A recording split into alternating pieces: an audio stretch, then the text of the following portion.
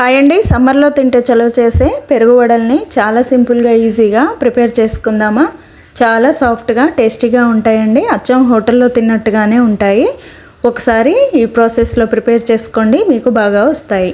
ఇప్పుడు వడ కోసం ముందుగా నేను ఓవర్ నైట్ అంతా కూడా ఒక హాఫ్ కప్పు మినపప్పుని 2 సార్లు వాష్ చేసుకొని నానబెట్టేశానండి. ఇలా పూర్తిగా విప్పుకోవాలన్నమాట పప్పు అనేది. అలా పూర్తిగా నానిపోయిన పప్పుని ఒక 2 సార్లు వాష్ చేసుకొని ఇప్పుడు దాన్ని మిక్సీ జార్లో వేసుకోవాలి. వేసుకొని హాఫ్ టీ స్పూన్ సాల్ట్ వేసి 2-3 టేబుల్ స్పూన్ల వాటర్ వేసేసి మెత్తగా గ్రైండ్ చేసుకోవాలి. ఇలా మీకు చూపించే విధంగా ఈ కన్సిస్టెన్సీలోకి రుబ్బుకోవాలన్నమాట. మరి ఎక్కువ వాటర్ వేసుకుంటే లూజ్గా అయిపోతుంది. చూసి వేసుకొని ఇప్పుడు ఈ పిండి అంతా కూడా ఒక గిన్నెలోకి షిఫ్ట్ చేసుకోవాలి.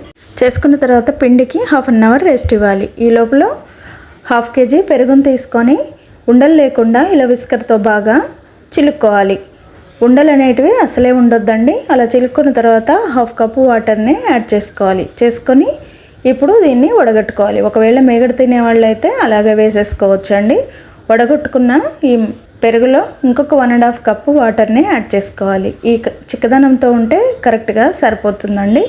ఇప్పుడు 1.5 టీ స్పూన్ సాల్ట్ వేసుకోవాలి. వేసేసుకొని మళ్ళీ ఒకసారి బాగా కలుపుకొని ఇప్పుడు ఈ మజ్జిగని మూత పెట్టుకొని పక్కకు పెట్టుకోవాలి. ఇప్పుడు మజ్జిగలోకి పోపు కోసం ఒక పోపు గిన్నెని తీసుకొని అందులోకి 1.5 టేబుల్ స్పూన్ ఆయిల్ వేసుకోవాలి. ఆయిల్ వేడెక్కగానే హాఫ్ టీ స్పూన్ ఆవాలు, హాఫ్ టీ స్పూన్ జీలకర్ర, 3 చిటికెళ్ళ పసుపును వేసుకోవాలి. వేసేసుకొని 1 టేబుల్ స్పూన్ తరిగిన అల్లం వేసుకోవాలి. ఒక పచ్చిమిర్చిని సన్నగా తరిగి వేసుకోవాలి.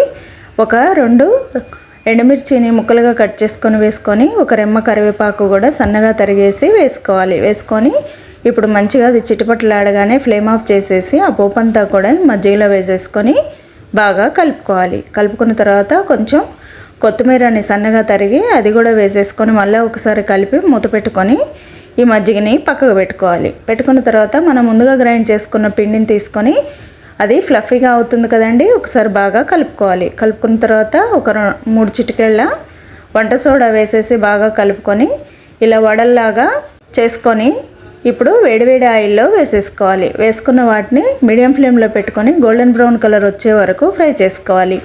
ఇలా ఫ్రై చేసుకున్న వాటిని వేడివేడిగా ఉన్నప్పుడే మజ్జిగలో వేసేసుకోవాలి. అలాగే మొత్తం పిండంతా కూడా కంప్లీట్ చేసుకొని అన్నింటి వడలు కూడా మజ్జిగలో వేసుకొని మూత పెట్టుకొని ఒక 2-3 అవర్స్ పాటు మంచిగా నాననివ్వాలి.